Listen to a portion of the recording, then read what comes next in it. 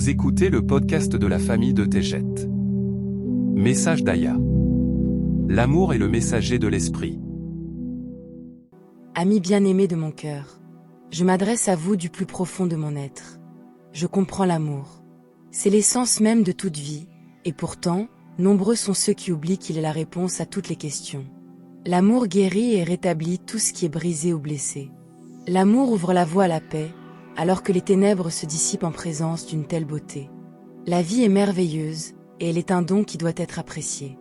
Les obstacles se présenteront toujours afin de démontrer votre force. Sans ces épreuves, vous ne pourriez croître et approfondir votre compréhension. L'amour engendre la compassion et offre l'occasion d'accueillir la sagesse.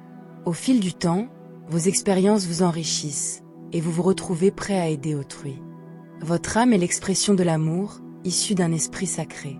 Vous êtes le chant de Dieu, une mélodie qui s'exprime à travers une voix inaudible. Vous créez votre propre musique d'amour. Beaucoup chantent faux et éprouvent alors frustration et découragement. À ceux qui peuvent entendre la musique, chanter et rassembler les autres. Si seulement ils pouvaient se souvenir que tout n'est qu'esprit, énergie et conscience. Si seulement ils savaient qu'ils sont le chant de l'amour et les messagers de l'esprit. Connaissez-vous cette chanson ? Vous souvenez-vous à quel point elle est merveilleuse ? Quel est le souvenir d'amour le plus marquant de ce rêve éveillé ? Était-ce la naissance d'un bébé, un ami devenu votre compagnon de vie, ou un animal de compagnie bien-aimé, qui vous attendait avec impatience et enthousiasme ? Chacun connaît l'amour au cours de sa vie. Chacun est l'amour incarné. La liberté de choix a permis à beaucoup de renoncer au plus beau don qui soit. Préférer les ténèbres à la lumière revient à renoncer à l'amour. Peut-être ne réalisez-vous pas que vous pourriez bien être un messager de l'esprit. Ne comprenez-vous pas que vous êtes les anges de Dieu dont parlent les rêves anciens ? Il existe des fascis, des êtres de haute vibration qui contribuent à élever la fréquence et peuvent également se manifester sous forme humaine. Mais les véritables anges des textes sacrés et des récits inspirants sont les Pléiadiens et d'autres âmes Elohim, qui apparaissent et apportent leur aide au cours de toutes les vies sur Terre.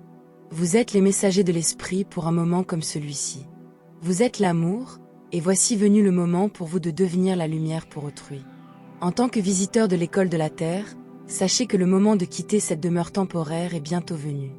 Vous n'étiez pas destiné à rester ici. Votre chant est attendu à travers les galaxies. Chine est votre prochaine escale avant de partager votre lumière avec les étoiles qui attendent de vous entendre chanter votre chant d'amour. Au tout début, une chanson s'est transformée en une multitude d'expressions d'amour pour se découvrir elle-même. Eneki Meia. Je vous aime tellement. Aya.